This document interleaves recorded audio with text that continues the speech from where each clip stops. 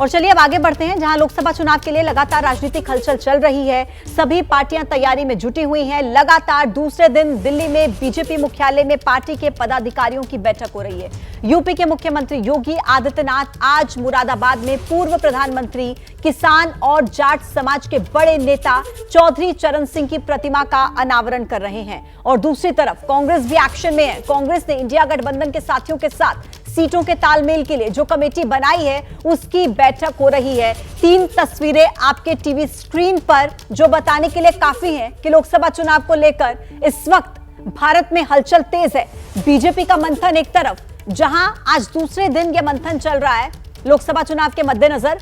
अमित शाह इस बैठक को संबोधित करने वाले हैं। दूसरी तस्वीर देखिए, मुख्यमंत्री योगी आदित्यनाथ जाट लैंड में मौजूद। तीसरी तस्वीर, कांग्रेस की मीटिंग, जो अलायंस है इंडिया गठबंधन, उसके सभी दल इस बैठक में शामिल और यहां पर लोकसभा चुनाव के मद्देनजर बैठक।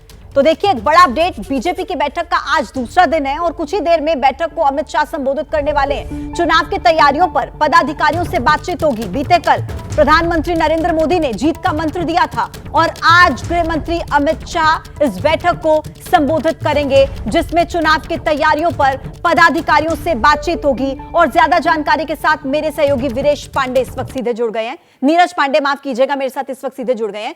नीरज, बीजेपी की आज दूसरी बैठक, बीते कल प्रधानमंत्री ने जीत का मंत्र दिया और आज अमित शाह संबोधित करेंगे। कितनी देर में अमित शाह का संबोधन होगा और क्या महत्वपूर्ण एजेंडा रहेगा इस मीटिंग का? देखिए, थोड़ी देर में गृहमंत्री अमित शाह पहुंचने वाले हैं भारतीय जनता पार्टी कार्यालय उस बैठक में शामिल होने के लिए। वो आएंगे, शामिल होंगे और उसके बाद वो संबोधन भी करेंगे और फिर शाम तक तमाम जो सत्र हैं उन बैठकों में मौजूद भी रहेंगे। तो गृहमंत्री अमित शाह जब पहुंचेंगे तो निश्चित रूप में वो जीत का मंत्र भी देंगे और पार्टी की जो लोकसभा चुनावों को तैयारियों को लेकर जो धार है उस पर बात करेंगे कि कैसे पार्टी आगे बढ़ेगी, किन किन मुद्दों को लेकर आगे बढ़ेगी और भाजपा कैसे जो जीत की हैट्रिक है 2024 में उसको बरकरार रखेगी। इन सब विषयों पर बात करेंगे, लेकिन थोड़ा समय है। थोड़ी देर में गृहमंत्री अमित शाह पहुंचने वाले हैं भाजपा मुख्यालय और जब वो पहुंचेंगे तो निश्चित रूप में वो आज इस विषय को संबोधित कर रहे हैं। इससे पहले सुबह 10 बजे से ही ये बैठक चल रही है। इस बैठक में सुबह 10 बजे खुद भाजपा के अध्यक्ष जेपी नड्डा मौजूद थे। कई सत्र हो चुके हैं, करीब 4 सत्र अभी तक कंप्लीट हो चुके हैं, जिसमें सोशल मीडिया ऐप से लेकर सोशल मीडिया का सेशन था, नमो ऐप को लेकर सेशन था, विकसित भारत को लेकर एक सेशन किया गया था। तमाम बैक टू बैक सेशंस हो रहे हैं और वो इसलिए हो रहे हैं कि कैसे, क्योंकि कल ही प्रधानमंत्री नरेंद्र मोदी ने जब संबोधन किया था तो उस संबोधित करते हुए प्रधानमंत्री नरेंद्र मोदी ने कहा था कि आप अपनी बातों को बड़ी ही आक्रामक तरीके से सोशल मीडिया पर रखिए।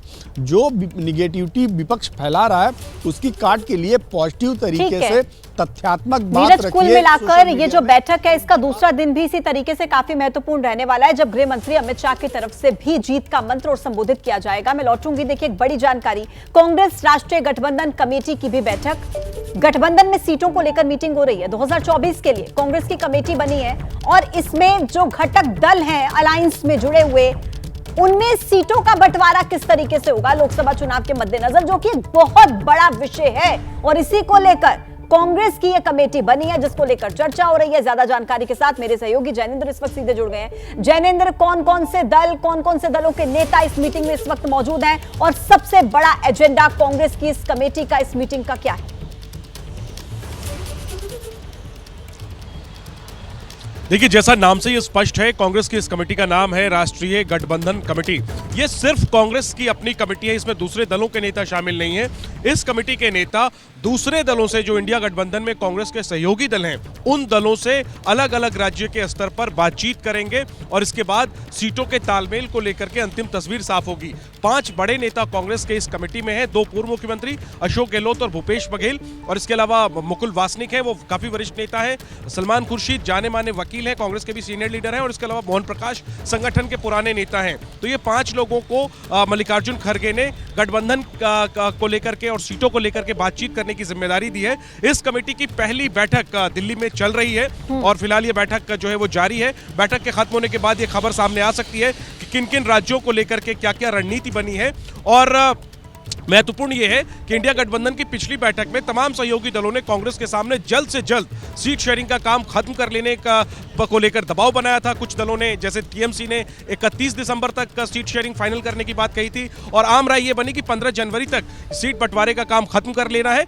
इसी वजह से जो गठबंधन कमेटी है कांग्रेस की, उसने अपना काम करना शुरू कर दिया है और अब इस कमेटी के नेता आपस की बैठक के बाद तमाम अलग अलग राज्यों में जो सहयोगी दल हैं, यानी तमिलनाडु में डीएमके, यूपी में समाजवादी पार्टी, दिल्ली और पंजाब में आम आदमी पार्टी, महाराष्ट्र में एनसीपी और शिवसेना, इन तमाम पार्टियों के नेताओं से बातचीत करके सीट शेयरिंग को फाइनल करेंगे। कुल मिलाकर अब हम देख रहे हैं कि भारत में लोकसभा चुनाव के मद्देनजर हलचल बहुत ज्यादा तेज हो चुकी है। अगली खबर का रुख करेंगे, जहां यूपी के मुख्यमंत्री योगी आदित्यनाथ ने आज मुरादाबाद में पूर्व प्रधानमंत्री चौधरी चरण सिंह की 51 फीट की प्रतिमा का अनावरण किया। इस मौके पर किसान सम्मेलन में सीएम योगी ने विपक्ष पर हमला बोला। सीएम योगी ने कहा कि विपक्ष संवैधानिक पद पर बैठे लोगों का अपमान कर रहा है, जनता विपक्ष को सबक सिखाए। तस्वीर आपके सामने, 51 फीट ऊंची प्रतिमा का अनावरण मुख्यमंत्री योगी आदित्यनाथ की तरफ से किया।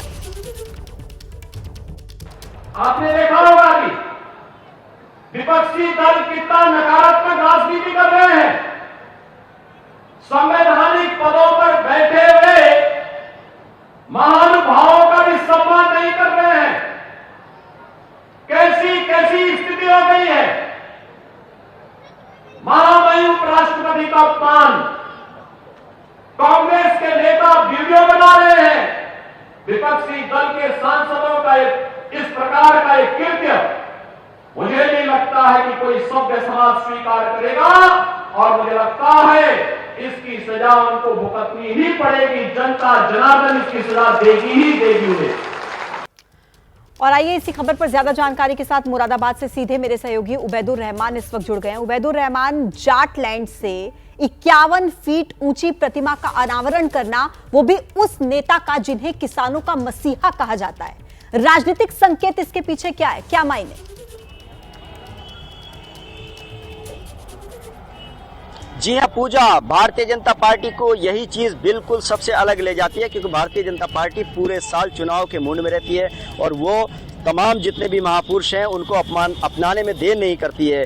चौधरी चरण सिंह जो पूर्व प्रधानमंत्री हैं, किसानों के मसीहा माने जाते हैं, उनकी 51 फीट ऊंची प्रतिमा का आज उन्होंने अनावरण किया। और जाहिर सी बात है ये जाट लैंड है, क्योंकि पिछले 2019 के लोकसभा चुनाव में जो मुरादाबाद मंडल की 6 लोकसभा सीटें हैं, किसी पर भी भाजपा का कमल नहीं खिल पाया था। वजह क्योंकि मुस्लिम वोट और जाट वोट बहुत ज्यादा है इस क्षेत्र में। तो आज उन्होंने कहीं ना कहीं जो किसान हैं उनको साधने की कोशिश की है। और मुख्यमंत्री का जो निशाना था वो यही था कि जब विपक्ष की सरकारें होती थी उत्तर प्रदेश में तो दंगा होता था, यानी कि समाजवादी पार्टी की सरकार के समय में जो मुजफ्फरनगर दंगा है कहीं ना कहीं उसका इस तरफ इशारा था। और अब उन्होंने कहा कि अब जो भी कानून हाथ मिलेगा उस पर कार्रवाई होती है। कानून व्यवस्था का जिक्र किया, अपनी लाभकारी योजनाओं का जिक्र किया जो किसान निधि है या किसानों के लिए जो चल रही है। यानी कि कुल मिलाकर उबैदुर रहमान वहां से उसी जाट लैंड से एक संकेत देने की कोशिश इस दौरान की गई। बहुत धन्यवाद आपका तमाम अपडेट्स हम तक पहुंचाने के लिए। बड़ा अपडेट बिहार के आरा से मिल रहा है, जहां पर सीनेट की बैठक के दौरान जमकर हंगामा हुआ। छात्र बैठक का विरोध कर रहे थे और जो छात्र विरोध कर रहे थे उन पर लाठीचार्ज किया गया। तस्वीरें आपके सामने, लाठीचार्ज में कई छात्रों को गंभीर चोट आई है। बैठक का विरोध करके छात्रों ने यूनिवर्सिटी के गेट को तोड़ दिया, जिसके बाद पुलिस ने उन पर लाठीचार्ज करना शुरू कर दिया। लाठीचार्ज के दौरान छात्रों को गंभीर चोट आई। छात्र नेता अपनी मांगों को लेकर लगातार प्रदर्शन कर रहे हैं और इसी दौरान बिहार के आरा में जहां छात्रों पर लाठीचार्ज किया गया, देखिए किस तरीके से छात्रों को पीटा गया है। ये इन तस्वीरों में आप देखिए, छात्राएं भी हैं, छात्र भी हैं जिन पर लाठीचार्ज किया गया। और ये कोई पहली तस्वीर नहीं है बिहार से, इस तरीके की तस्वीरें पहले भी सामने आती रही हैं, जहां पर प्रदर्शन के दौरान पुलिस की तरफ से लाठी बल का इस्तेमाल किया गया हो। 3 तस्वीरें, आरा में छात्रों पर लाठीचार्ज की तस्वीर, कई छात्रों को चोट आई, ब्लड निकल रहा है। ऐसी तस्वीर जो मैं आपको ब्लर करके दिखानी पड़ रही है, क्योंकि ये बहुत भावुक कर देने वाली तस्वीर है, जहां छात्रों के सर से खून बह रहा है। और तीसरी तस्वीर देखिए, जहां सीनेट की बैठक का विरोध किया जा रहा था और उसी दौरान छात्र यूनिवर्सिटी के अंदर घुसना चाहते थे। उन्होंने यूनिवर्सिटी के गेट को तोड़ दिया, जिसके बाद पुलिस की तरफ से उन पर लाठीचार्ज किया गया।